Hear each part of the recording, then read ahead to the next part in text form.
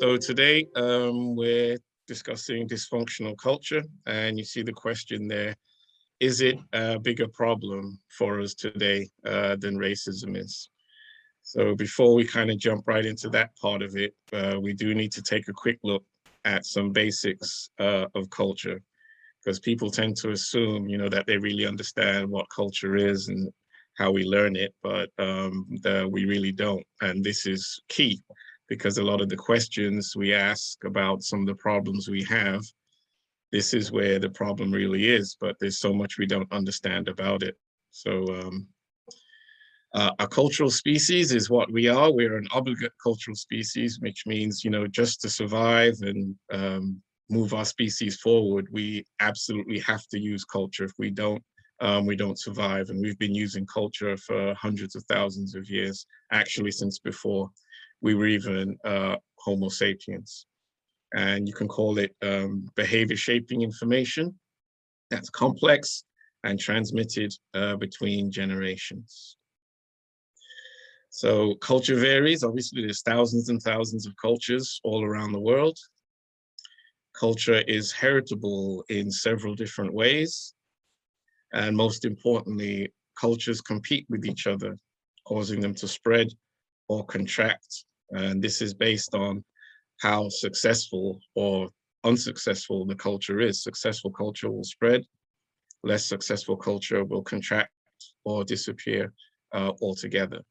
And this is why last week we were talking about the white supremacy matrix, because obviously we don't like it very much because of what it does to us. But you can't deny it is a supremely successful culture for the people who built it. This small group of people from Western Europe now have command of several different continents around the planet that they're not from.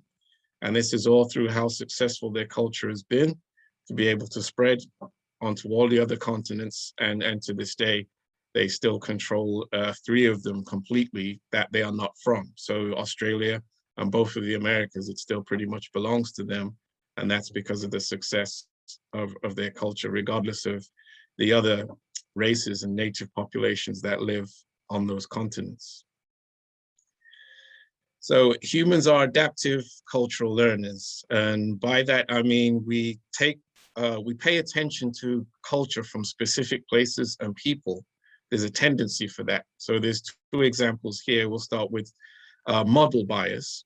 So this can be a person, like Oprah Winfrey, famous people from our own community, but also famous, important, powerful people from other communities as well, like an Elon Musk. But I've shown his product because it's a successful product. And this will also be something that people pay a bit more attention to. They'll want to copy, imitate, and so forth. And this is cultural learning. And with regard to people, we will learn culture more from people like an Oprah Winfrey or, Obama, whoever, as opposed to just your everyday person. So we would call that a model bias, because this person has prestige and great respect and status in society. So we will preferentially listen to them, learn from them, and so forth. But we will also do that with successful objects and things. But there's also a content bias. So specific types of cultural content we will pay more attention to than others. So I touched on this a few weeks ago, but I just wanted to review it a little bit so we understand as we go forward. So these things you see noted here, a lot of research has shown we seem to preferentially pay a bit more attention to these subjects than we do others. Obviously, we all know reputation is big, right? If something's gonna damage your reputation, you try to stop it. And if something's gonna enhance your reputation and make it big and positive, you love it. Now with social norms, I use the example here of boys don't cry, for example. You'll see that in many different cultures. This will be a cultural norm that parents in the community will teach. They will teach boys a little bit different than girls. And it's not, recently, it's a social norm we question, but for the most part, we don't. But just in general, we pick up these social norms very quickly and easily. And last week, I also touched on social groupings. You can basically perceive that as ethnic or tribal groups. And that's why I've got Black America there, because as we'll talk about a little bit later on, they are a population that we pay a lot of attention to as Black people. In fact, we pay more attention to this Black population than any other population on planet Earth, any other Black population, I should say. And that would be an example of content bias by social grouping. But also we pay a bit more attention to people we are self-similar to. So this is why I've got a few people here like Anthony Joshua, or we've got this Black Women Adult Coloring Book. So we will talk about giving Black children content that is specific to them, that they can relate to a bit more. And that will be because of the cues of self-similarity that are there. And research has shown we just pay a bit more attention to, we'll learn more from.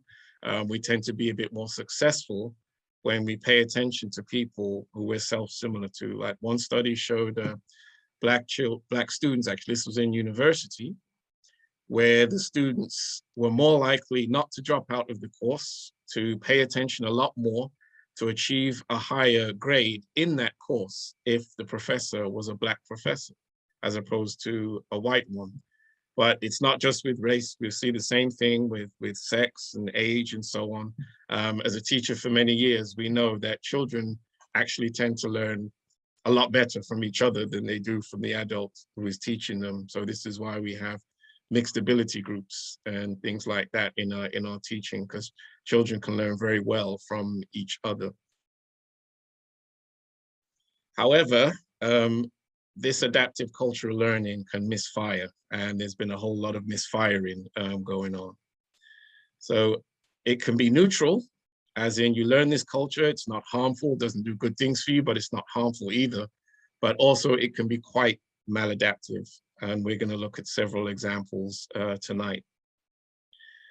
And unfortunately, that maladaptive culture can then be passed on through systems of cultural inheritance, generation after generation after generation. And that is a big problem for our population, particularly for those Black populations that passed through the transatlantic slave trade. Obviously, a lot of maladaptive culture was learned during that period of time, and systems of cultural inheritance have been passing this on generation after generation. So I wanted to use a current example of that, and I'm actually going to use an ethnic group in South Africa called Zulus. I'm sure you're all familiar with it.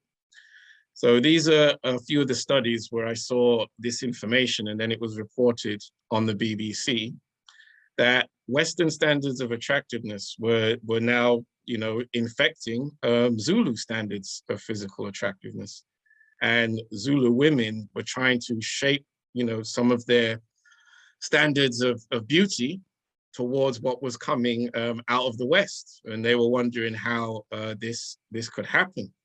So obviously it's very bad if Zulu women are trying to look like Western women. There's no usefulness in that at all. Just think of the reverse. If white women in Europe were trying to look like Zulu women in terms of hair form and body type and skin color and so forth, that would obviously be, psychologically really bad. But 15 years ago, we found out that these standards were infecting many African populations, to be honest. But these are two studies where they did the first one, then they followed it up with bringing the men into the studies as well, Zulu men, and asking them what was going on with their beauty standards. So I'm going to stick with that study, but I want to show you how this kind of cultural information can become learned. So in evolution, there's something called intersexual selection, and it's basically how do mates choose each other? So how do males choose females? What character traits do they find attractive and prefer? And how do females choose males? Same thing. And this isn't just for humans. This is all throughout any sexually reproducing species with males and females. There'll be character traits that each side finds attractive. And because of that, the other side, they will try to acquire these traits to attract the opposite sex. So for example, for males to attract females, they need to have what females prefer in a male. If you don't have it, you don't attract females. Like today you hear about this phenomenon of incels, who these are young men who are struggling to attract women. And it's because, they really don't have, maybe because of their behavior, they lack certain social interaction skills and things like that. But so they're not really attracting women. So they don't have the traits to be selected or chosen. But this works both ways. So for males to get and keep, a partner, they have to have what the partner is interested in, and the same for women. Now, in humans, a lot of this information about what males and females desire in a mate is transmitted culturally. And then this becomes a problem if this information is coming from outside of your culture. Because as we discussed in several other lectures, the culture you build for yourself will advance you. It will be successful. It will be the best one for you. But standards from another culture, they may be really bad for you. Now, if you're in Africa, you're probably all right. If other African cultures are influencing you, that's normal cultural transmission. But when you're getting influence now from continents away, where the people don't look like you, can be very, very different, now the likelihood of maladaptive culture is higher. And this then links into what we've talked about earlier about the kind of psychology humans have, where we pay attention to prestige and status and respect and success. So this is a statement from the study. So the Zulu women said that the most common reason given that they are following these Western ideals of thinness and beauty is because they think that is how men want them to look now. So this then takes us back to intersexual selection. What the other sex prefers, you will try to have, so you can attract the opposite sex. So this says that the women believe the men are being influenced by Western standards of attractiveness, and they are now trying to meet that standard, which of course Zulu women can't really meet a Western standard of attractiveness. But they said there was a strong belief that men now preferred thinner women, and the girls felt they had no choice but to try to become thinner. Now, to take it back to sexual selection again, this is from a feminist evolutionary psychologist named Anne Campbell, and this is a book here. This is a really, really good book if you're a feminist, but haven't really learned a lot about evolution and concerned about some of their ideas. Her book is a really good book to read, so that you'll understand that this isn't just men saying these things. So her quote here is that men more than women favor beauty, health, youth, and fertility. And in response, women compete to develop and advertise these qualities. So the women are behaving this way because they know this is what men prefer. And of course, women have to compete to attract men, the same way men have to compete with each other to attract women. Now, when they started talking to the men, this was what they found, that the men do now prefer thinner women. These were Zulu men. And what they were describing was pretty much a Western woman, right down to the current trend for long hair. So the European standard is finding its way into Zulu beauty standards, but it's getting into their culture through the men. If the men weren't now acquiring these Western standards of female attractiveness, the women would not respond to it. They're only responding to it because now they think it's something they need to do to attract their own men. So if you wanted to stop this process, it's the men you have to get to. You really don't have to say anything to the women. If you deal with where these men are picking up bad culture from in terms of what they perceive as attractiveness in a woman, then if they keep it African, they're gonna be just fine, because the women are only gonna respond to the preferences males have, the same way males have to respond to the preferences women have if they want to attract women. So obviously this is maladaptive. This is not adaptive cultural learning. This is a perfect example of bad culture finding its way into your culture, this alien culture that is harmful in several ways. A 2004 study showed that acquiring these Western standards of attractiveness for Black people, psychologically, emotionally, really bad, and it's very poor for identity development as well. And you don't really have to think too much about that. Just reverse it. Let's just make Western women working really hard to look like Zulu women. How bad psychologically would that be for them? It would be ridiculous for them to try that. But this is where we find ourselves. So culture is the secret sauce. Culture, it's not racism where the real fight is. If you get the culture sorted out right, this fight against racism becomes a lot easier, almost automatic. So I'd like to use these guys as an example as well. So they're yelling at white people to stop all the things that they're doing, the unconscious racial bias and overt and institutional and so on and so forth. But all of that racism taking place is an example of a tool that you use to compete with another group.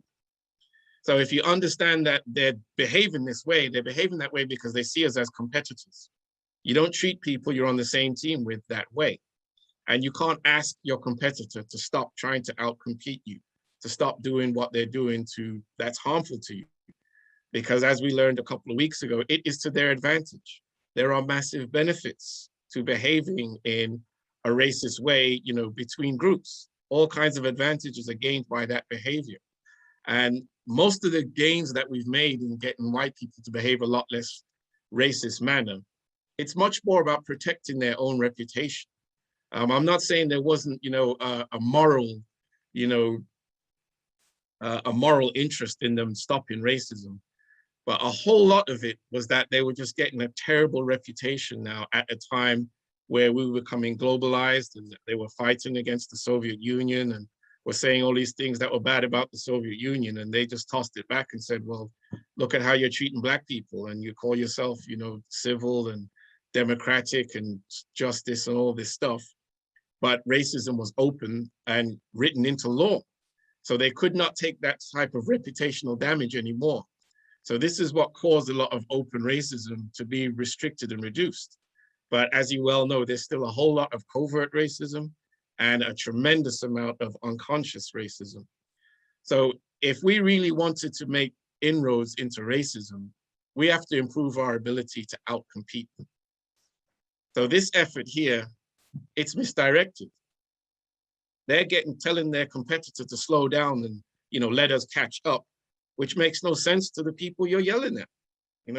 This should be aimed at intentional change in our cultural development, becoming a much stronger competitor.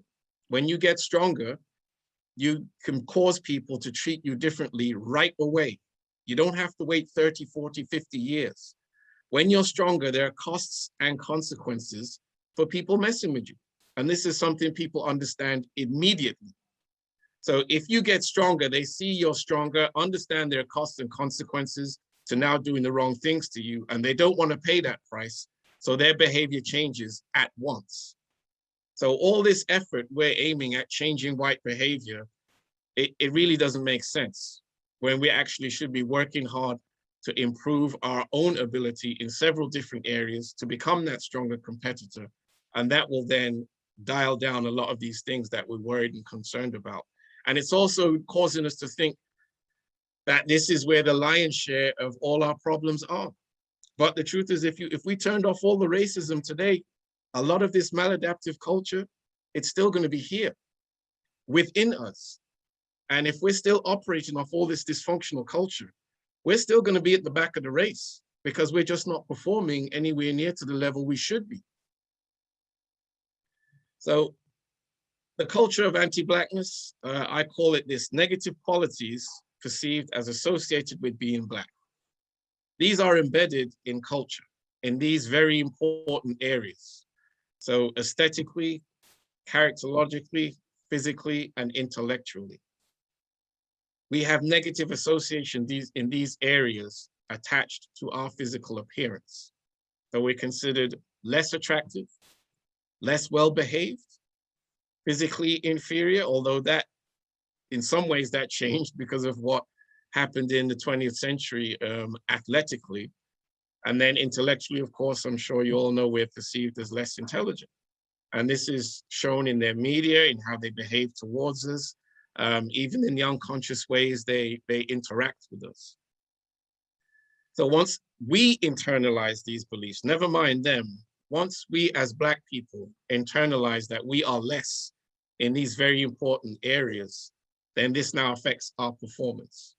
So this is what I mean, that if you switch off all the racism, but these negative qualities are associated with being Black and it's still embedded in culture, then your performance is still going to be affected. So consequently, this is a bigger constraint on our ability to do well than racism is. So we'll get to these three in a few weeks when we do the final lecture, but I'm calling it the three-body problem. So anti-Blackness culture and prestige success bias psychology, these are the bigger problems. Because first of all, as you know from prior lectures, we evolved to practice prejudice and discrimination between groups. You're never going to turn that all the way off unless you're so strong they're just too scared to mess with you.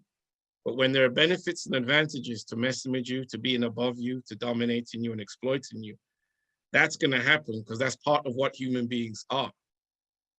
But 1 and 2, this is very different. If we eliminate number 1, now we're performing at a much higher level. But before we can get to number 1, we really have to deal with how we're learning bad culture.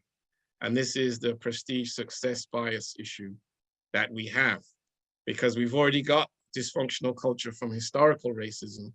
And as you saw with the study I did on the Zulu women, because of the prestige success bias in men, we are now internalizing maladaptive standards and preferences, bringing it into our own culture, and then it causes problems like we just saw with the Zulus. So that happens because of number 2, because we're looking at some other cultures that have more wealth, power, success, and so forth, and saying, okay, that's what I want.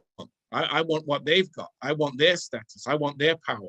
So if I copy them and what they're doing, then maybe I can be like them. Now, this is a psychology all human beings have, so there's no switching it off, but you can get some control of it. And this is what we're going to have to learn how to do. So Nigel wants me to do this lecture with you on the 19th.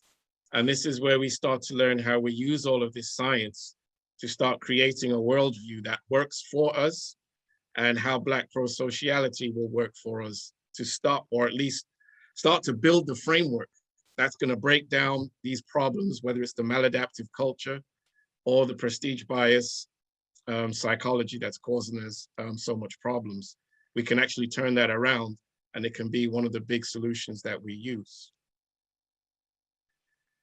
So I think this is a very informative statement, because we need to start dealing with how a lot of this dysfunctional culture, how it got there. So one alternative to genocide is ethnocide. So this is when, you know, the culture isn't physically destroyed, but you're forcibly assimilated into the culture of the winners, but they've destroyed your culture. So what culture have we been assimilated into? Most importantly, how does it define the Black race? What are the qualities that it associates with being Black? Meaning, what perceptions, preferences, and beliefs around race exist in this culture that we were forcibly assimilated into centuries ago? Are they an evolutionary match or a mismatch for us? So this brings me to the famous quote by Carter G. Woodson. It's really an example of culturecide, although that term didn't really exist at that point. But this is what he was getting onto. So when you control a man's thinking, you don't have to worry about his actions. You don't have to tell him not to stand here or go yonder. He will find his proper place and he will stay in it. So what Carter G is talking about is cultural programming. When they've got that cultural programming inside you, where you're operating and working for them as opposed to your own interest or your own group, your own tribe, they don't have to do anything else. They've got your brain on lock, just like the image here. You're going to do what they want you to do without them even telling you to do it. So what does it look like and how does it work? This is shocking. This is shocking. Are we hearing this? This one, that one, this one, that one. Not happy about it, but not shocked. She doesn't have the positive images in terms of black dolls and black people and black children like herself. So I'm not surprised that she's picked the white. You don't like yourself? Why don't you like yourself? Because I'm black. Can you show me the doll that is the nice doll? And why is that the nice doll? He's white. And can you show me the doll that looks bad? Can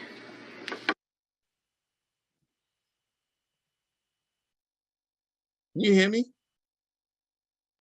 Yes, we can hear you. Are you hearing the video? Yes, we can hear the video too. Okay. Sorry, I just didn't know if people were hearing me. And can you give, and why does that look bad? Because it's black. And why do you think that's a nice doll?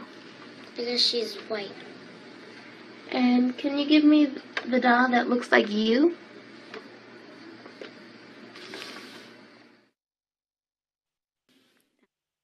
So show me the smart child. Okay, why is she the smart child? Because she looks like me. Okay. Show me the mean child. Okay, why is she the mean child? Because she's way darker. Okay. Show me the good child. Why is she the good child? Because I think she looks like me. Okay. Show me the bad child. Why is she the bad child? Because she's a lot darker. Show me the ugly child. Why is she the ugly child? Because she's like, a lot darker. Why is she the bad child? Because she's black. Right. So I wanted to use, white children as well to show you the training they're receiving while our children are receiving training to, perceive themselves as a race in a poor manner. The white children are being told how intelligent they are, how beautiful they are, and how good they are, while the black children are being told the opposite. And they're being told how good white children are, and white children are being told how good black children are. And no one's sitting down telling them any of this. They can all learn this from their cultural learning ability that's always on. So these children's ideas about race, when we continue to test them, they don't change. They'll, by around maybe 7 or 8, they'll learn not to say those things openly anymore because it's considered rude and bad and racist and so on. But they still feel that way. They just know they're not supposed to say it anymore, but they still have those feelings. So how are they learning this at such a young age? So in the black and white image there, that's Kenneth Clark. Him and his wife, May Clark, were the ones who developed the test in the 1940s. And I know we think a lot about media, but remember at this time, they didn't have televisions in their homes. So they were learning these ideas about race just by observing people wherever they did in their lives, in their environments, and so forth. The way society was set up, you could learn it that way. So I've got this image of a smartphone as really being symbolic of the human brain. And all these different apps on the phone are the different things that the brain can do. And one of these apps is the adaptive cultural learning app that I've been talking about. So it's really a superpower in humans. We can learn so much culture automatically and unconsciously from a very young age without even trying. And this is why you could see those children in the video saying what they were saying, the white children and the black children. And you're not going to find any adults have sat them down and said any of this to them. Their adaptive cultural learning app, always switched on, always learning, noticing these relationships. So when I said there's a content bias and we pay attention to social groupings, we pay attention to what's associated with those social groupings. And this is what the children are showing, an amazing ability to learn by the age of 2 and 3. Now at 2, they can't articulate it, but at 3, they can. But if they can say it at 3, it's in there before they are 3. And it just continues to get more complex and sophisticated in the negative qualities they will associate with Black people and the positive qualities they will associate with white people, regardless of the race of the child. As you saw, the statistic there for the English video was 80%. And it's usually around that. It's usually between 70 and 80% of the children that will have those responses. That's anti-Blackness culture, and that's white supremacy culture, right there at 3. So a culture that teaches Black children an identity like that is not an evolutionary match. That is not adaptive, that is not successful, that doesn't help us. All that does is harm us. So that's an example of maladaptive cultural learning, which takes us back to a statement we looked at a few weeks ago. So it is possible for a historically degraded or despised minority group, now socially subordinate, and he's talking about Black people now, to have an implicit self-image that is negative, to prefer other to self, indeed oppressor to self, and to underperform. That's the critical part there, to underperform as soon as they are made conscious of the subordinate identity.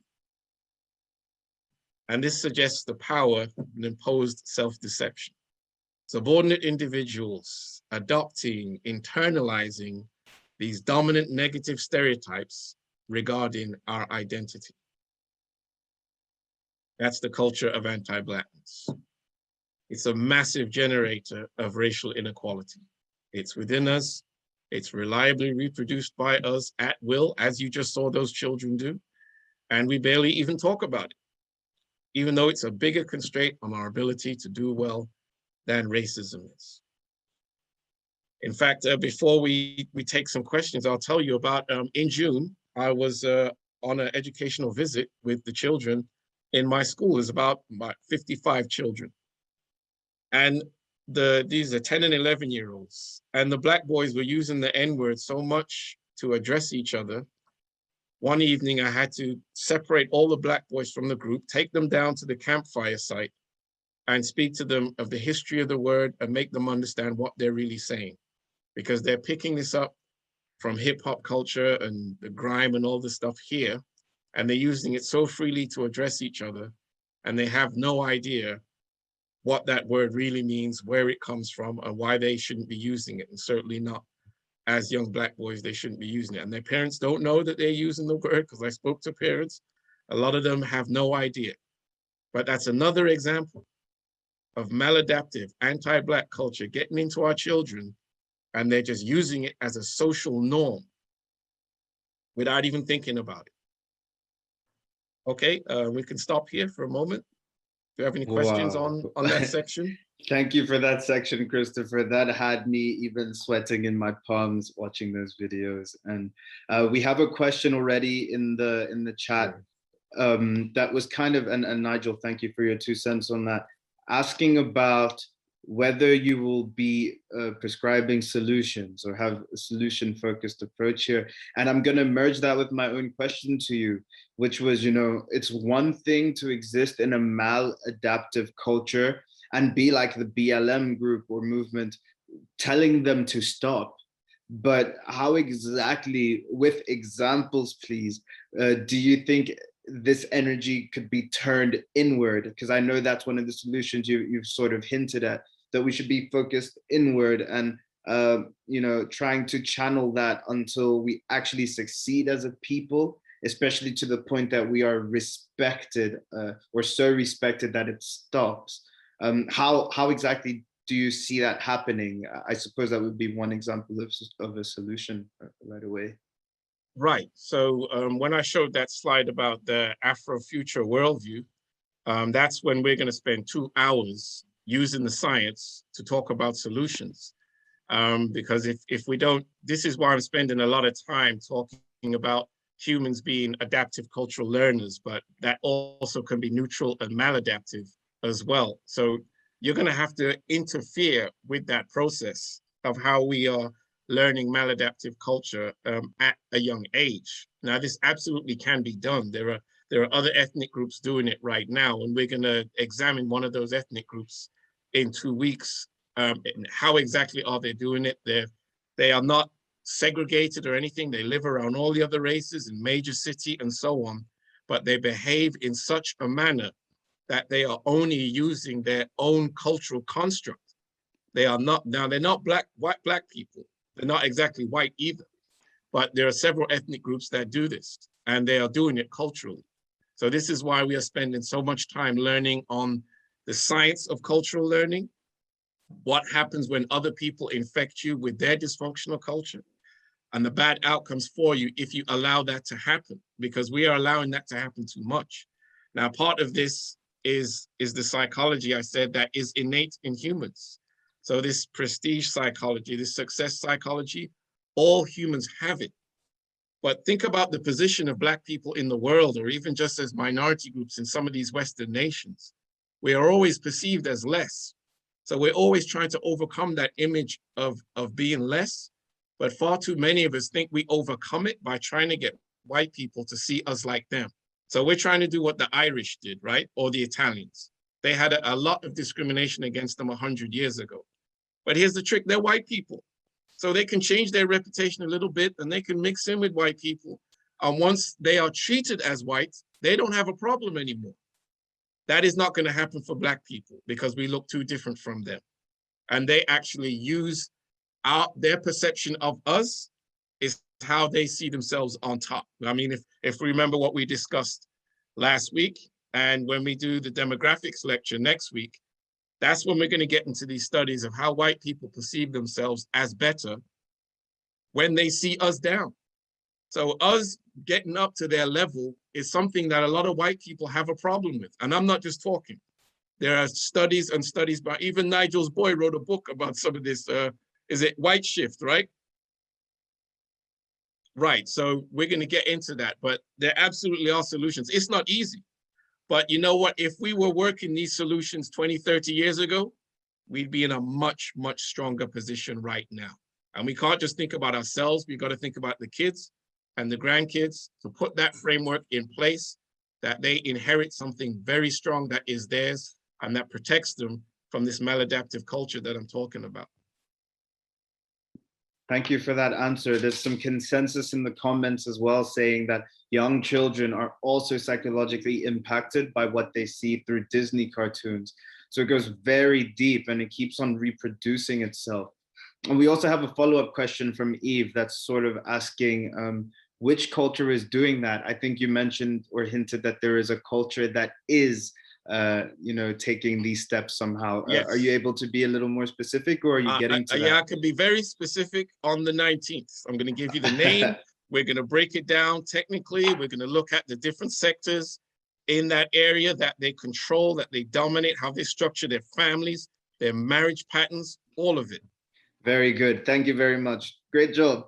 And just a quick question. Speaking of these cultures, you did mention the Zulus, and I had a question as we wait for a few more to come through. We do have one, but just very quickly, you mentioned the studies that were done. I think they were in 2004, and I just wanted to ask if you have any idea whether it was explicitly said by the people interviewed that they prefer Western standards, or is it that they made, as researchers, links between the descriptions they made and found common traits and said these are Western traits? Or do these people I think actually with the men, say with the Zulu men, they were just describing, what they prefer in a woman now, and you could see that those standards were moving away from what the women locally, indigenously look like. And obviously, the Zulu men are not the only problem here. I do a whole lecture on colorism where I say, look, if you want to deal with the colorism problem, I need all the Black men in the room.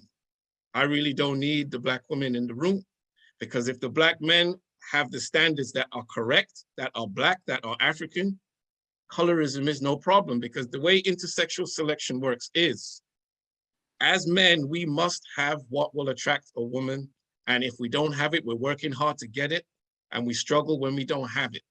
But this is how sexually reproducing species have evolved. We have to have what the other sex wants. So if women are seeing high status Black men preferentially choose, let's say white women or light-skinned Black women, mixed race women, and so on, then they're seeing that that is the standard. Right. Because of course, a woman doesn't just want any man, they want the high status man, right?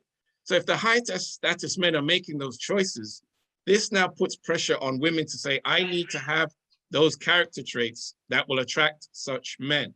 So if you get into the heads of the men and the men start behaving right, as in you using the culture we're supposed to be using, that is healthy and affirming for Black people, men, women, and children, you don't have this colorism problem. Thank you very much. Now we've got a question from Chi Eke. Feel free to unmute and chime in.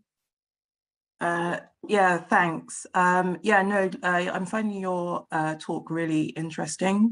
I just want to say that, I mean, I'm not sure which culture you're talking about, but I think it's important to also recognize that like there is like something very particular about the Black experience that I think other races have not really experienced. And that is the experience of slavery, which you referred to, which was like a complete uprooting from your origins. So not just physically, but also completely destroying your culture, stripping you of your language, and also stripping you of your identity and your name. So, you know, in the diaspora today, you know, every single Black person with a Western name has some kind of connection to that experience. And so if you're at a point where you don't even have, you have a Western name and you know that in reality that is not really of your choosing, I think that in itself is something that definitely goes very deep in terms of how you understand and define yourself, because you've been stripped of who you are. And I think that's like something that's very particular to the kind of African diaspora experience. And then like one of the other things that just kind of disappoints me is that like even sort of some of the most high profile kind of Black leaders, like even in this country, you know, like people like David Lammy, people like Trevor Phillips, even Simon Woolley, who I deeply, deeply respect, you know, these people also do not have Black partners, you know? So I think, I mean, it will be interesting to kind of hear like the solutions that you propose, because, you know, this is like a very, very deep problem. And also, I think like there's the issue of capitalism, and it'll be interesting to kind of hear your views about capitalism, because that has done an amazing job in defining culture and continuing to kind of sow the division even within our own communities. So we do have a comment in here from Eve that said there are many Black and Black relationships. So maybe we could hear your opinion or your take on that bit as a question, basically, Christopher. So please let us know what you think. Sure. Well, with regard to the relationships, obviously we have to respect individual freedom. So you can't tell, you know, this person or that person who they can choose, who they can be with, because, you know, who you choose to partner with and have children with, that's one of the most important decisions you're going to make in your life. And that's the wrong way to go about it. The easy way to go about it is, what are your social norms and cultural standards? The culture is programming. If you get the cultural programming right, the children are raised with the right standards, the right preferences, and then they make those choices that are in the interests of the group and the individual. So you'll find that when groups have those preferences and values with regard to, you know, standards of attractiveness, when they have the ones that they built for themselves by themselves, they overwhelmingly choose to be with each other.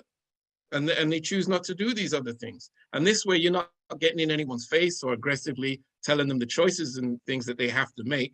If your cultural framework is what it is supposed to be, then you will overwhelmingly make the choices that are in the interest of your group. And this will include who you choose to spend your life with and have children with. Thank you for that. Now, especially on the choices that people make, sounds like there's often a belief that one group thinks they're better than others. And we have a question from Stella, which asks, can we consider white people also have mental health issues if they need to feel superior to another race? What do you think about that? What, do they have mental health issues to want to feel superior to another? Well, if they need to feel, yeah. No, that's not pathological. We are a hierarchical species, and it feels good to be above another, because to dominate means you are controlling a higher amount of the physical and the social resources. And this is very beneficial to you. So this is why we've kind of evolved this hierarchical way of behaving, of competing with each other, whether individually or in groups. I know it's a very nasty side of human behavior, but let's be clear, we're a very young species, right? We're only like 250, 300,000 years old. And there's much, much more ancient species around. And yet in that very small period of evolutionary time, we dominate this hostile planet. We dominate every ecology on the planet. You cannot be nice and do that. You have to be a dominant, at least somewhat nasty species to leave your natural environment in the tropics and go everywhere, including the Arctic Circle, and dominate. Even the species that used to prey on us, we now prey on them. The lions are going extinct and so on and so forth. So to dominate this planet the way we have in a very, very short period of time, we've got some really nice traits about us, but we've got some seriously nasty ways too, to be able to dominate as a species on the level that we do. Very good. Christopher, thank you for your answers. We have more points flooding in, but we're gonna have to move forward. I invite you to proceed with your lecture, please. Okay. Thank you. So let's see, share screen. Can we all see it? Yes, Mark? we can. Yes, we can. Okay, great. Okay, so we're gonna talk about systems of cultural inheritance now, because it's unscientific to just say, yeah, we inherit generation after generation. We really need to look at how this actually happens. If we want to interfere with that process, we have to kind of understand how it's happening. So there's already been, a scientifically mapped out, pattern of dysfunctional culture of centuries past that is still causing a lot of harmful behavior right now in the 21st century. And I want to use that scientific analysis as an example of how anti-Blackness culture comes down to us through the centuries, particularly the people who, had culture side visited upon them, which would be the people who passed through the transatlantic slave trade.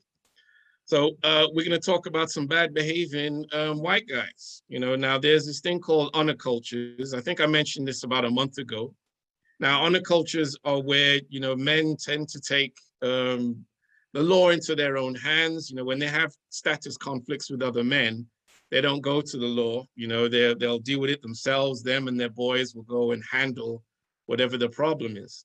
Now, there's a culture out of the British Isles amongst the people who are Scotch-Irish. So it's called the Scotch-Irish honor culture. And they started, migrating to the United States over 300 years ago. And a lot of them settled in the American South. Now, a lot of them were pastoralists, they had sheep and cows and things like that. And because they lived in these kind of rural areas, they had to be a law unto themselves. When people, came and wanted to mess with their land or steal their flocks and so on, they had to deal with it themselves, and they dealt with it very, very violently. So this became a culture of how to deal with people who want to challenge you in some way, shape, or form, whether it's your property, your family honor, your respect of self, things like that. They will deal with it themselves. Now, what they found is that when you look at white male homicide murder rates in America today, there are vast differences in the rate of homicide. So in the North, homicide rates are like 2 or 3 times smaller than they are in the South. And even in the South, it seems to be in certain pockets where white male homicide rates are really, really high, 2 to 3 times higher than in the North. So in this book, you know, a couple of psychologists, I mean, it's been well researched by a lot of people, but these two guys did the best research on it and continue to do it. So they've got about 30 years of research on it now. And they boiled it down to this Scotch-Irish honor culture. So what they found is that using the 1790 census, so in the counties of the US South, where the higher the percentage of Scotch-Irish or Scotch-Irish residents in the first US census in 1790, the higher the murder rate is today. So let's look at the impact of that. They can look at white male homicide rates right now in 2021, and they can point out where the Scotch-Irish parts are or not.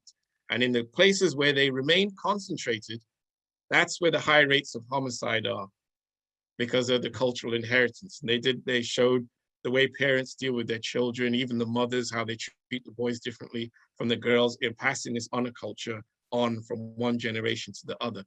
But it's only where they remained concentrated. Where they assimilated with other European groups, the culture dissipated and went away. So when they, you know, started intermarrying and assimilating with Dutch and German and French white people, the white male homicide rates are low. It's only where that culture remained concentrated amongst the Scotch-Irish. So what culture were we in during the 1700s? And what cultural norms around race were reinforced ecologically and institutionally into living memory? So this is what we've had to deal with. The same way those systems of cultural inheritance were transferring these cultural and social norms in the Scotch-Irish population, and this is pretty much in the same place, at least in America, where, you know, enslaved Africans were. It's the same period of time. And here we are projecting white male homicide rates by using a census in 1790. And the only thing that's existed from 1790 from now in those people is the culture. So this shows the power of these cultural norms and motivations and intuitions, all these things that we pass forward through culture. If it can cause something, you know, so extreme as murder from a culture that's over 300 years old, from another land across the ocean, think of the power of how this bad anti-Blackness culture wasn't just, you know, passed forward amongst Black people, but it was reinforced by the society and the ecology they were in. It was everywhere they looked. Your status as a Black person was constantly being reinforced to you by the entire society. So I want to use this study as an example of what it's doing right now today. So in this 2007 study on Afro-Caribbean immigrants in America, they looked at first generation and second generation. And once they were primed with, you know, the stereotypes that are associated with Black people, these negative qualities, they wanted to see what effect it would have on them. Now, the first generation, it didn't have any effect on them because they were still much more Caribbean with regard to their culture and how they perceive themselves. So it was still a lot more of what you'd get in the Caribbean today. But the second and third generation, they were now adopting the perception of Black people that existed in America. And this is a quote from the study. So they were learning to underperform as a result of their socialization into US society, where categorization as Black has negative contingencies. And this caused them to underperform on academic tests.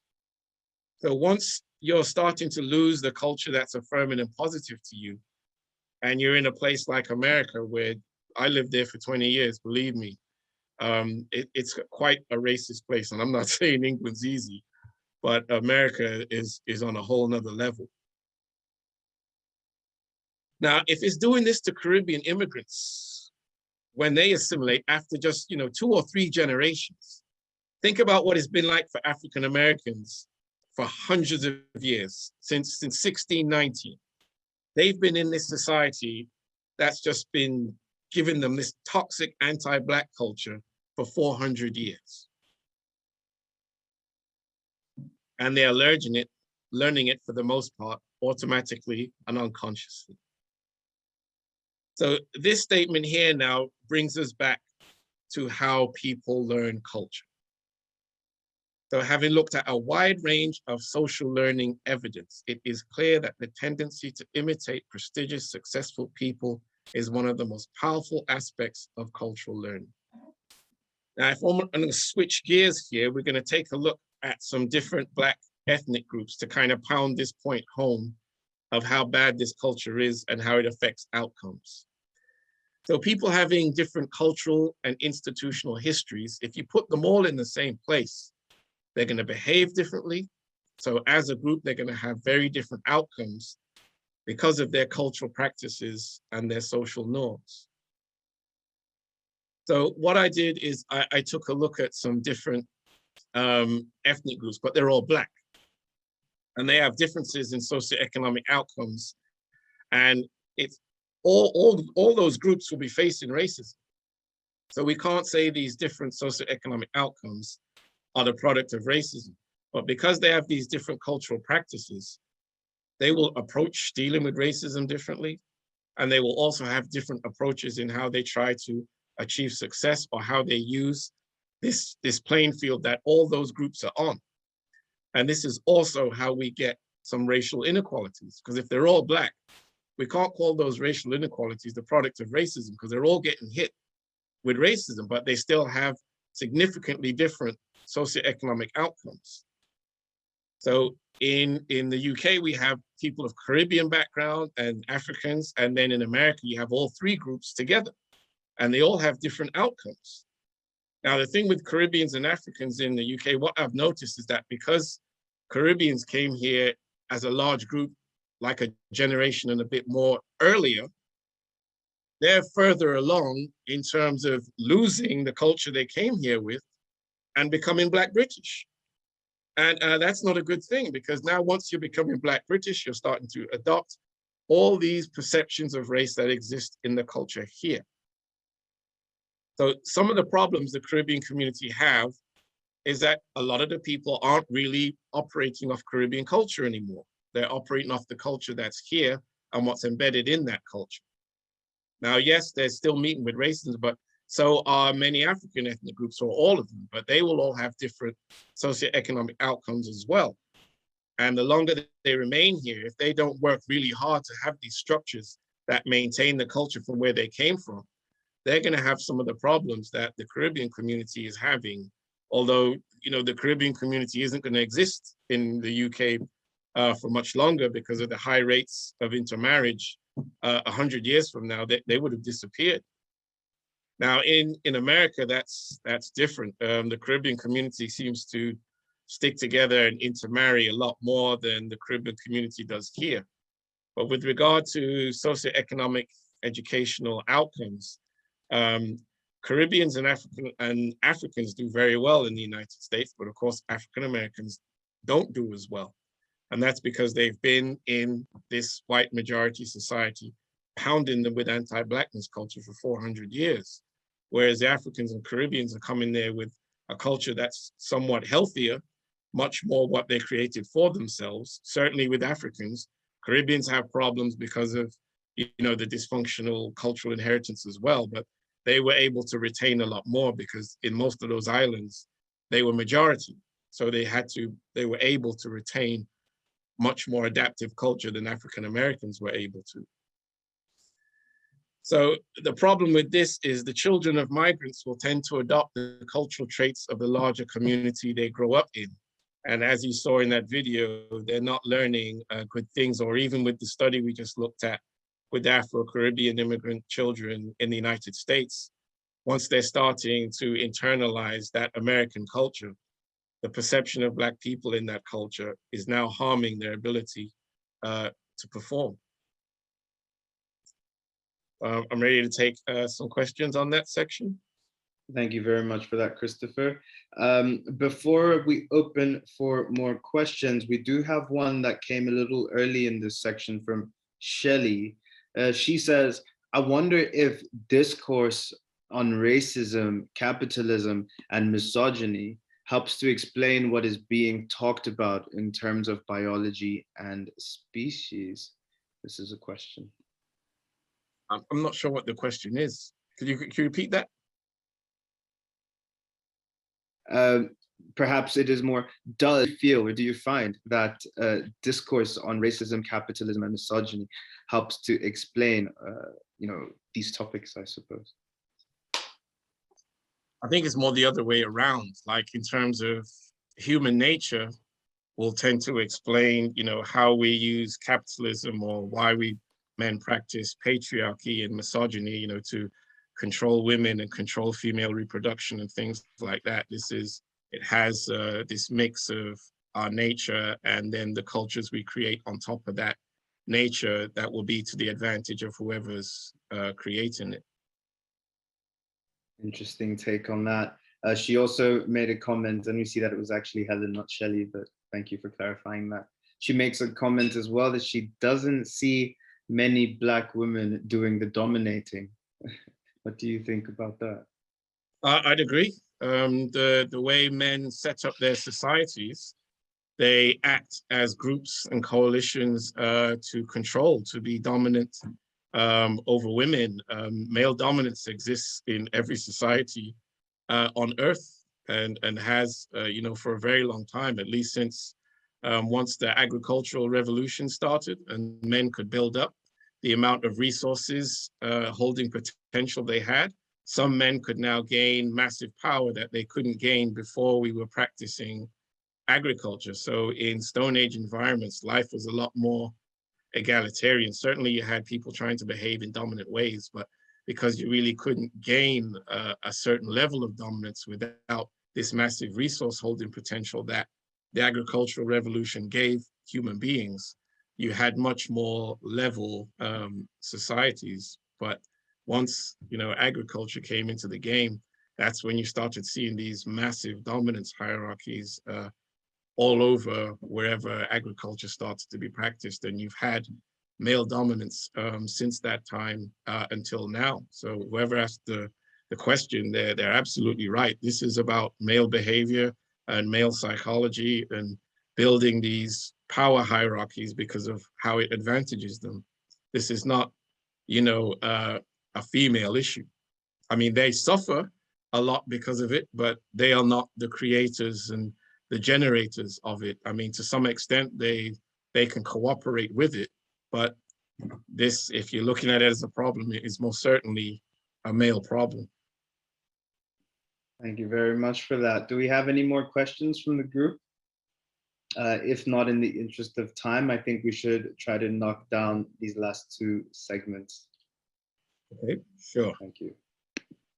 So part three, we're going to talk about Black America and their cultural influence. So America has this, this massive cultural influence on the rest of the planet. It's the nation that we pay the most attention to because they have the biggest economy, they're the most powerful, biggest military, they got Hollywood, all of that.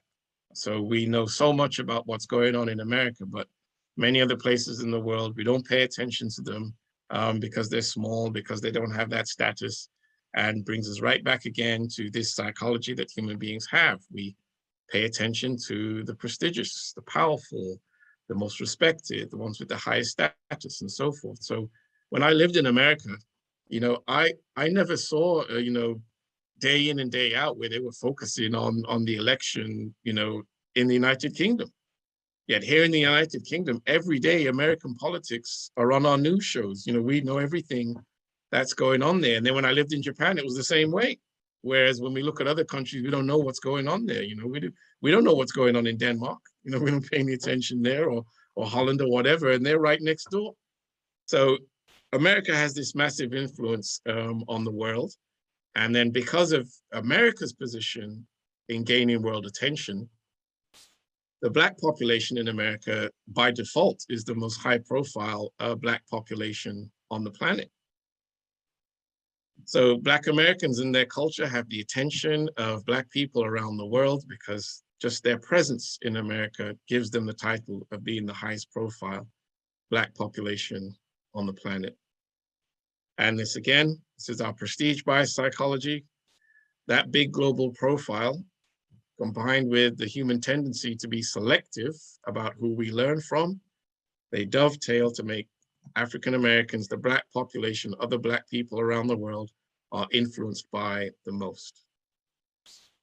And this may not be a good thing. As we've already talked about, they've had 400 years of sitting in this white supremacist nation state, for the most part by law, only started being broken down at the end of the 60s.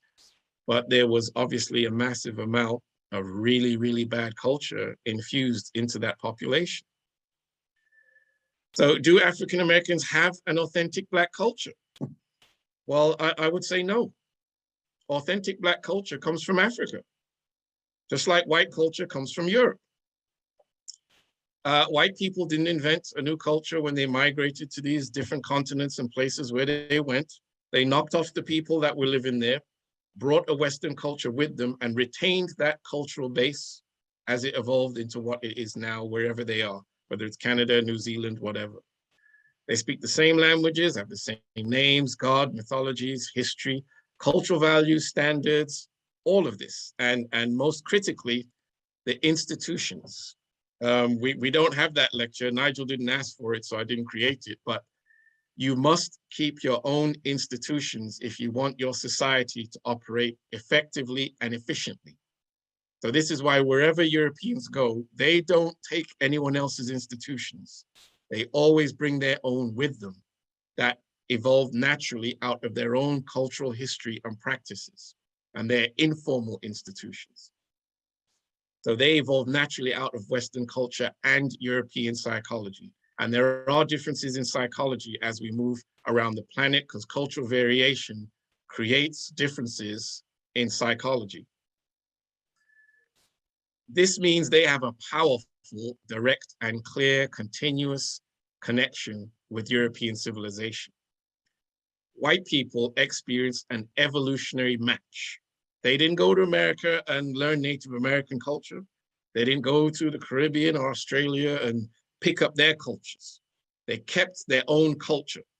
So they are a match, an evolutionary match with the culture and the institutions in all of those nations, because they brought all of them from Western Europe. That's why those societies work so well for white people. They are in cultures that advantage them. When you construct the culture, that culture will advantage you.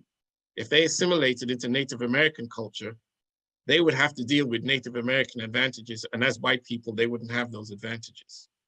That's why they knocked off everyone's culture wherever they went. I'm not saying that's morally good, but you certainly would call that adaptive. Again, this white supremacy culture is fantastically successful. And right there on the screen is why they've been fantastically successful. They keep that culture, it's an evolutionary match. They keep the institutions that match their psychology, so those institutions operate at a high level.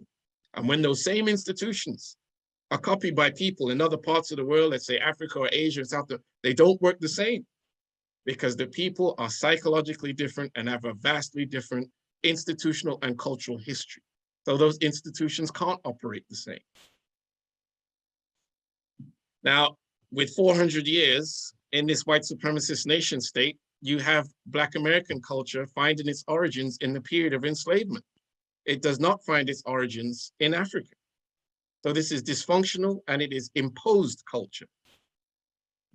And you can check this study out. This is a very good read. I'd certainly advise it.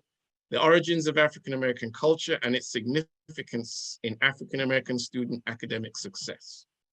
And many of the studies that they refer to in this study will tell you what this quote right here tells you. Slaveholders and white Americans created what became known as African American culture.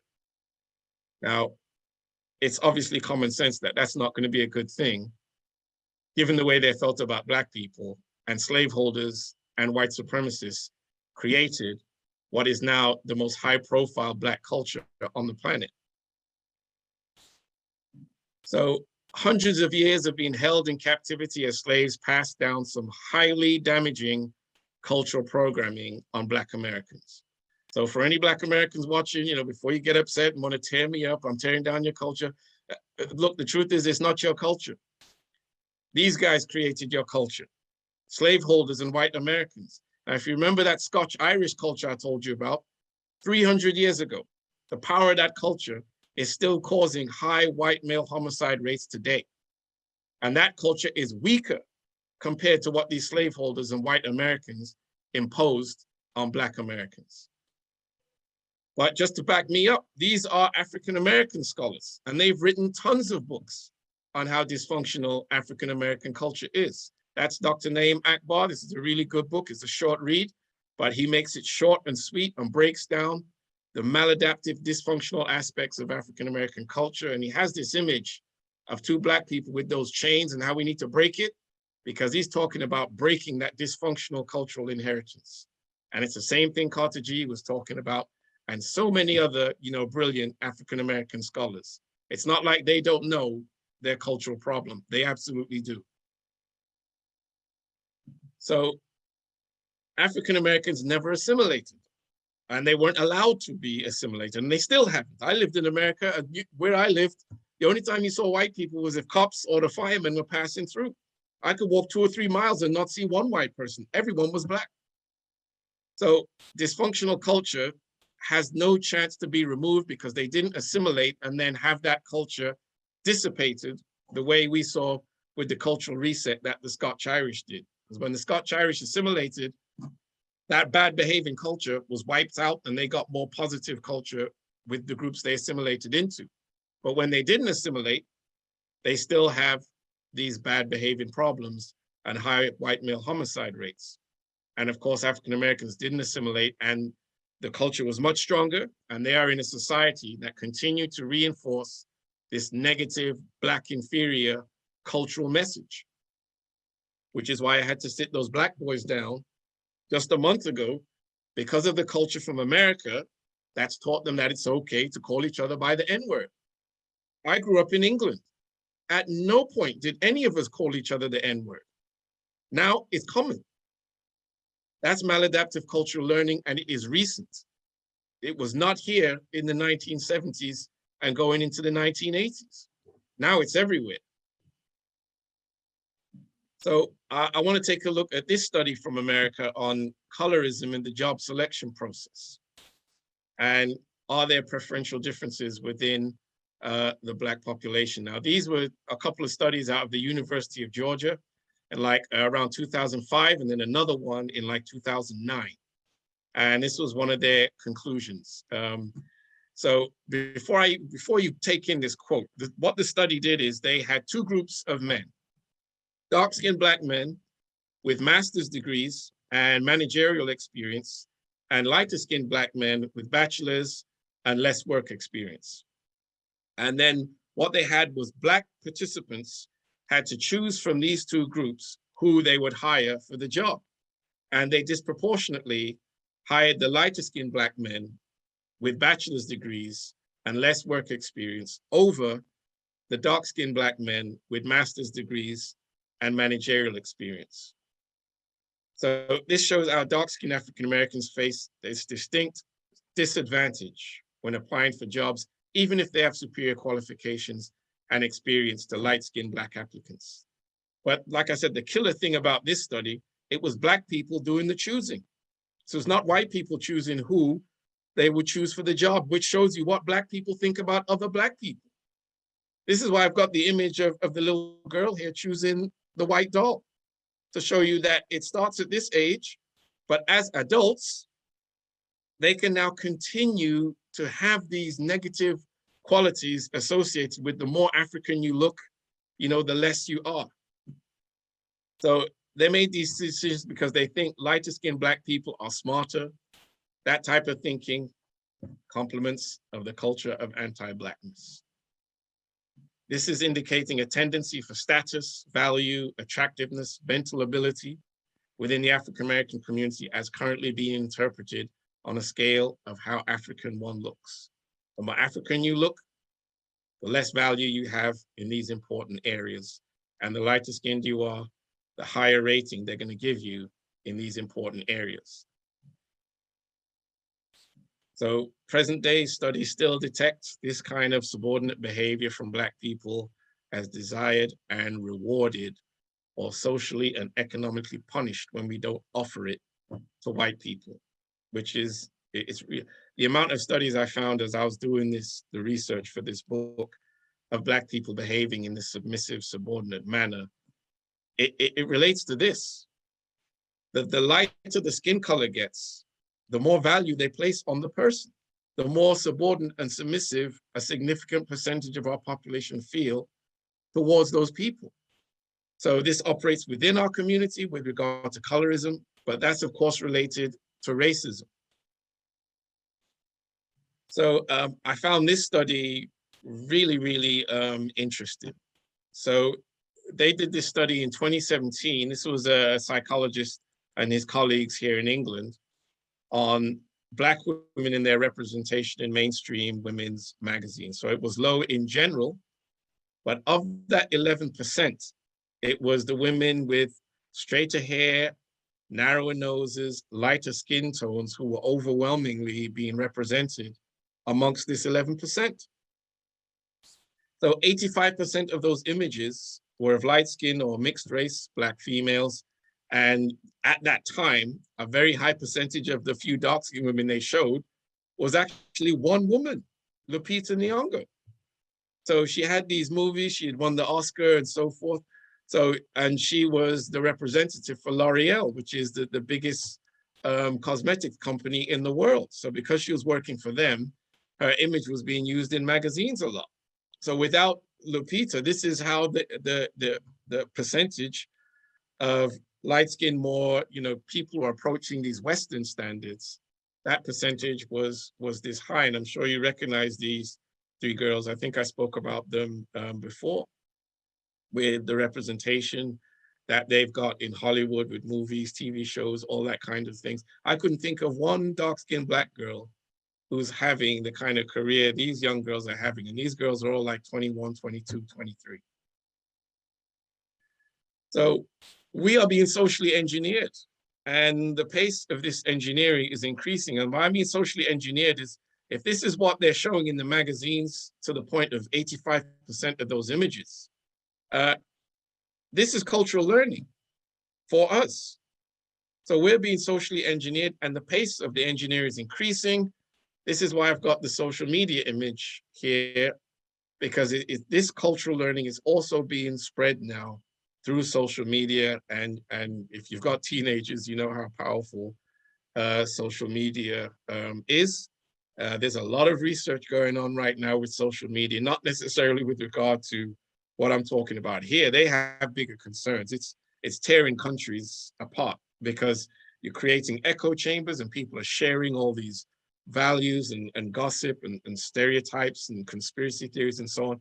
And it's tearing the fabric, of communities and nations apart. But for our purposes here, all of these things I've been talking about are now being also spread through social media in a very powerful, powerful way.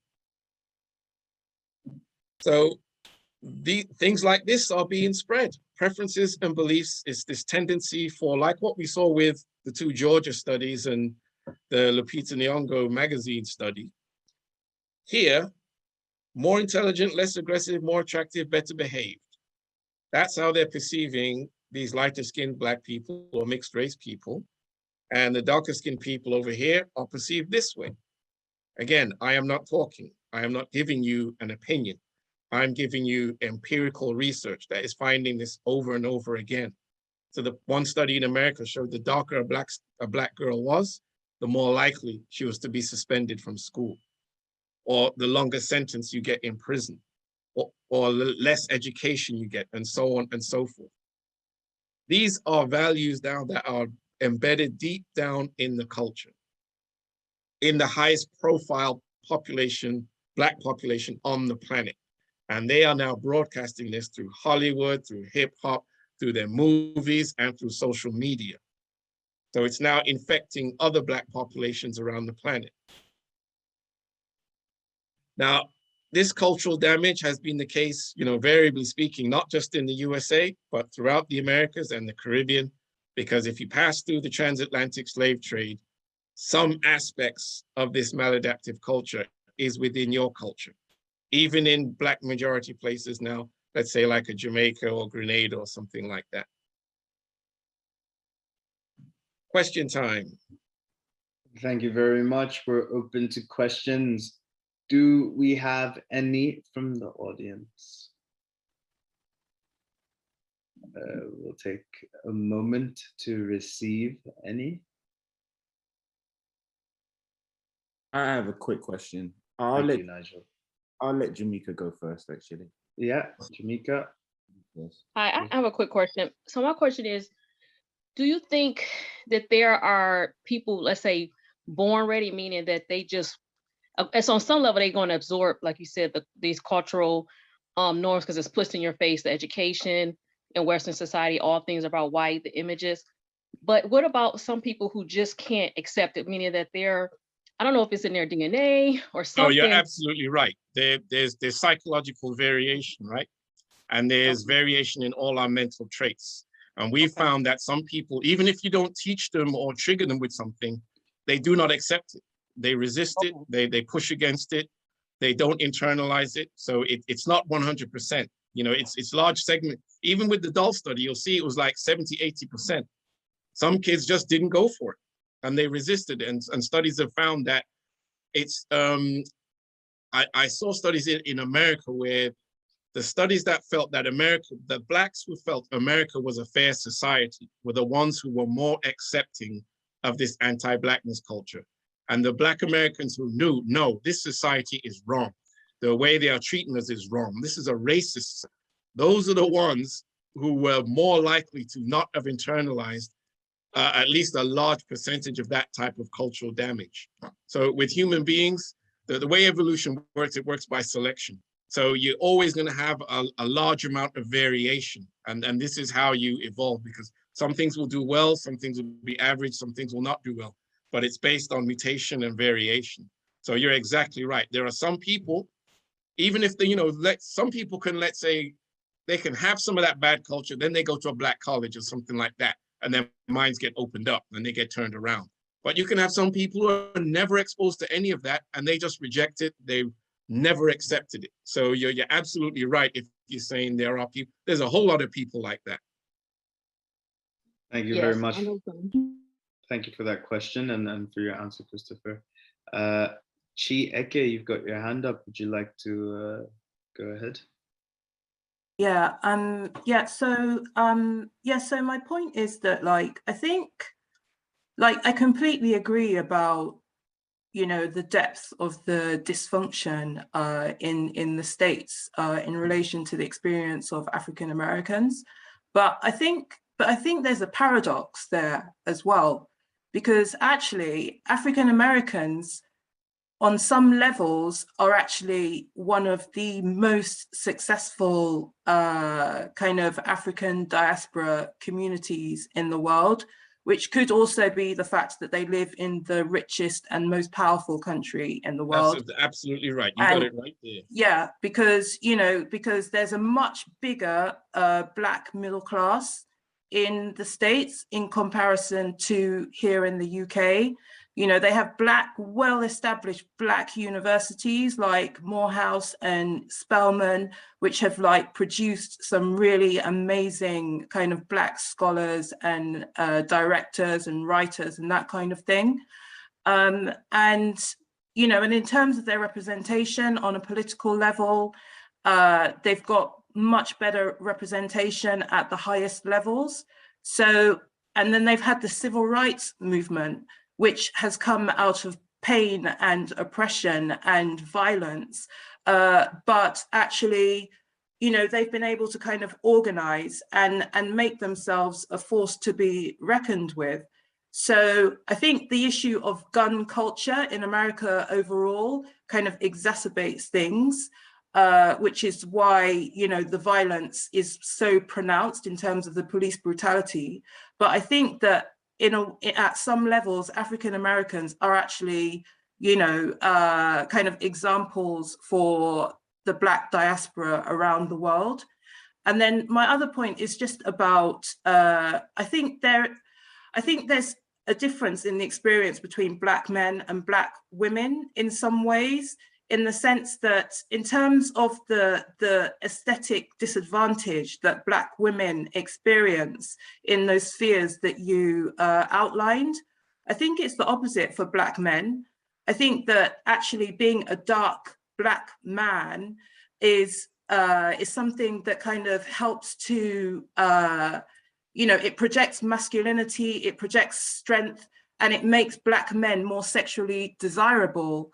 And there've been lots of studies which actually do show that, Black men are more sexually desirable to women of other races, which actually does cause this envy in other races of men.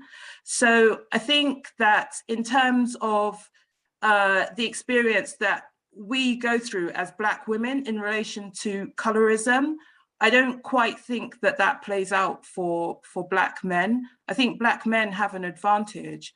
And actually, there are also studies that show that, of all the races, that Black men are the most likely to date outside of their race, and they're able to do that because they are attractive to a wider variety of women from other races, whereas for Black women that's not really the case. So that's just the point I wanted to make. Okay, you make a good point, but I think we have to narrow the domains where that point actually holds. So in, I think, the first lecture, I talked about how Black males are perceived as being more masculine. So in some ways that can make them seem more attractive in some ways, like you said, to women of other races, because they perceive Black men as being more masculine than their own men. But then think about how this makes the men of those other populations feel. This creates a lot of resentment. And this is one of the reasons why Black men are so targeted, particularly by white men.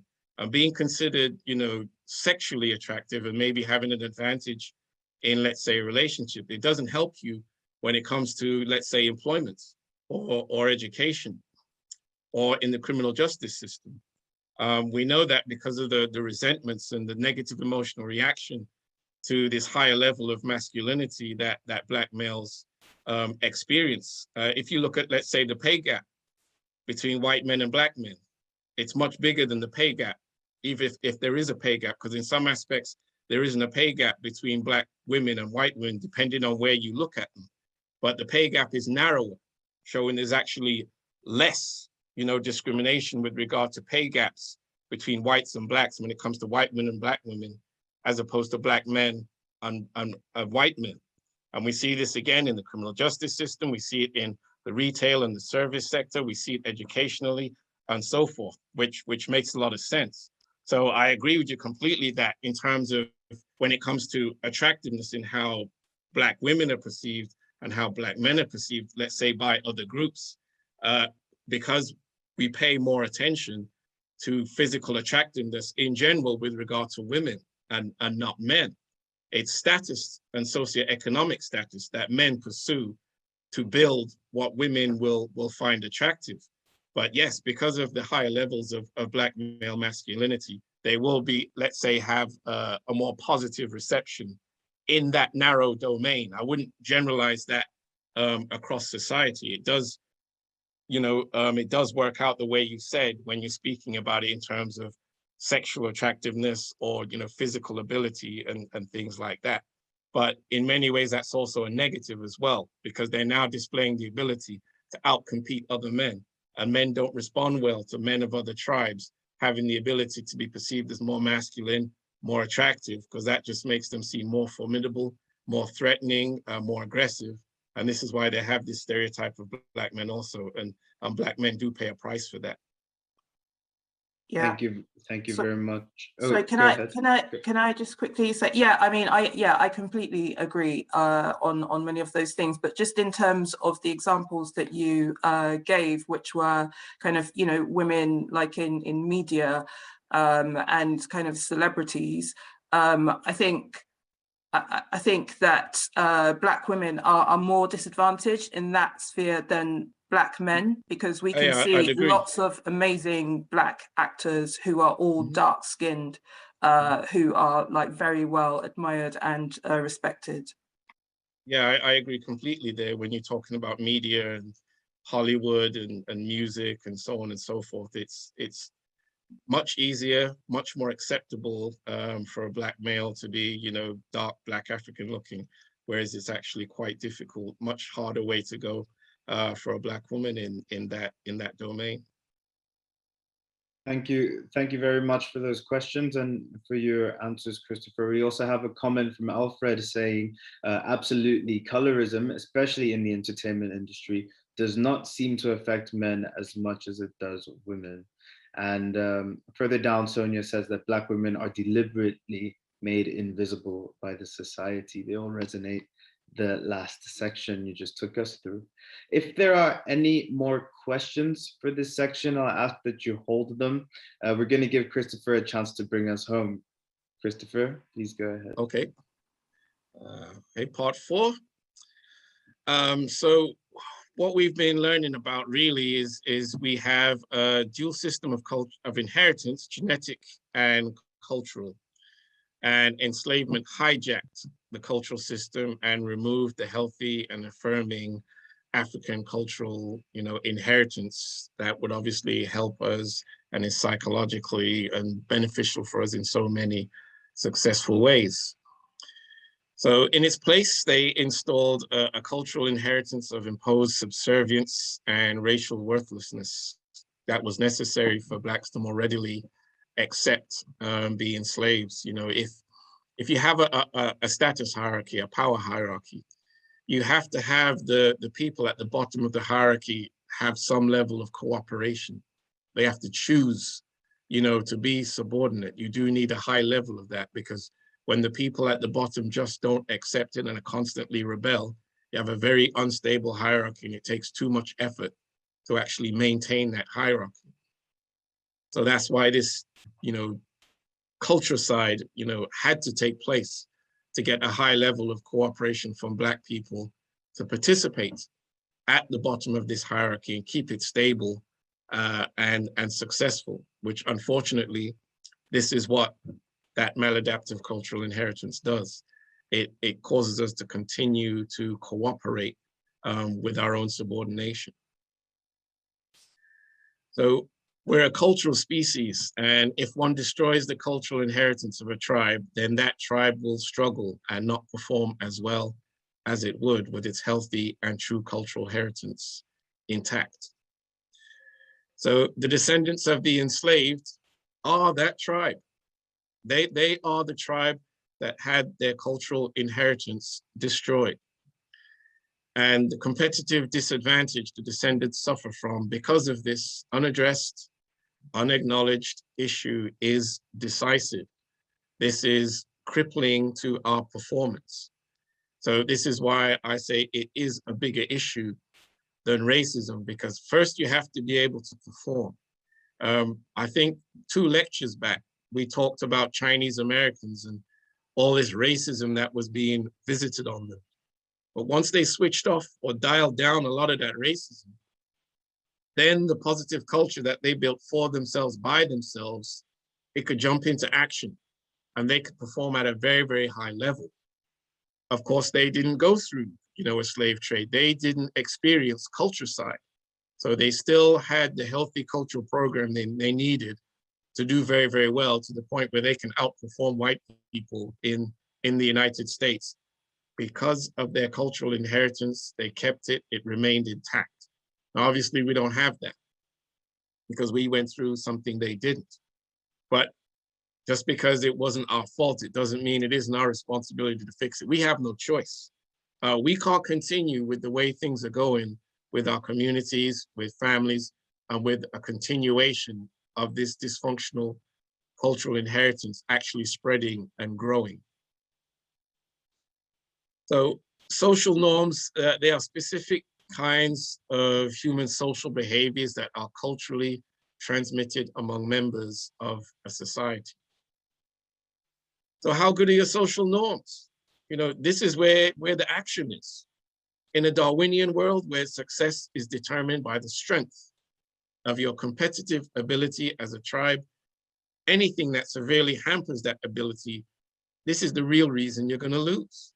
Because without your cultural programming, the healthy, proper cultural programming intact, this racism thing and the other stuff, you can't overcome them with bad practices.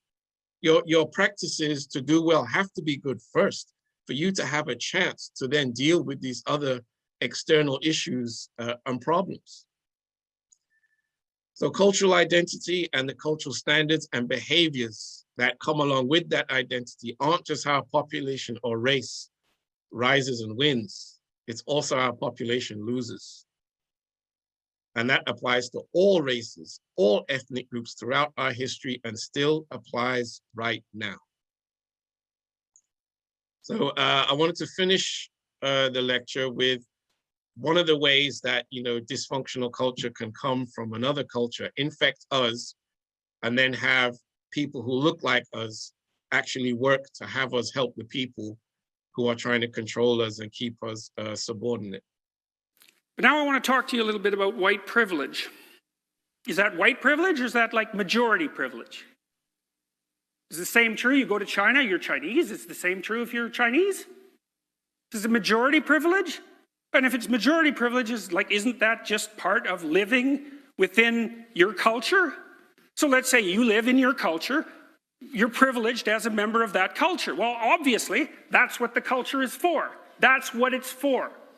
Why would you bother building the damn thing if it didn't accrue benefits to you? Now you might say, well, one of the consequences is that it accrues fewer benefits to those who aren't in the culture. Yeah, but you can't immediately associate that with race. You can't just do that, say it's white privilege. There's many things it could be. What's going on? Well, we let these pseudo-disciplines into the university because we're stupid and guilty, seriously. And they have no methodological requirements and plenty of power and plenty of time to produce nonsensical research and produce resentful activists, and now we're bearing the fruits of that.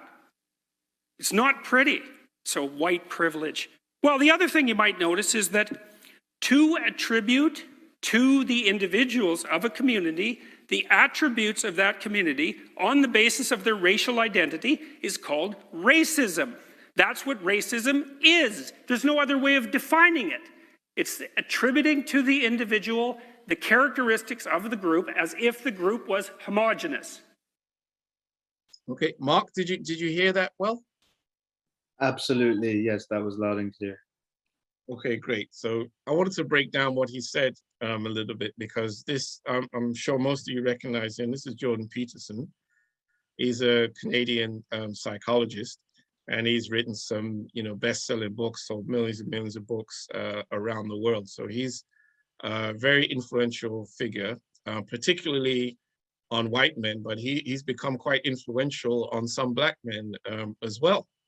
And they would listen to something like this. I've heard them, and I've had to, debate some Black people like this, who have adopted, his perceptions and worldviews. And, I had to tell them, listen, you let this guy Jedi mind trick you. So, I broke it down to them this way. So he changes the wording of white privilege to majority, advantage. So he's saying the advantages exist, but he's cleverly changed it to, well, it's just a product of being the majority. Then he talks about to assign white privilege to an individual is racist, because attributing the characteristic of the group to the individual is a racist thing to do. So already he's got you looking at the white individual instead of what he spoke about in the first part, which was the cultural construct. You'll notice he didn't actually go into what exists in that cultural construct that then provides advantages by race. Now, Jordan Peterson knows all of this. So he knew cleverly to turn this around and then say, okay, if you're going to take the traits of the group and assign it to this individual, that's wrong. This is just a guy, a girl, whatever. You can't, blame them or stereotype them by race. That's racism. So he's turned people around and he's got them looking away from the culture. So by getting them to look away from the racial values that are embedded in the culture that create the advantage and disadvantage by race, he's now got you feeling sorry for this white individual who's being treated in a racist manner because they're white and they're being told that they have advantages.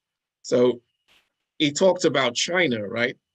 So about a month ago, I remember I talked about in China, there's a higher value placed on boys than on girls. And because of that, you know, you have 40 million girls missing from the population. So there's 40 million more boys.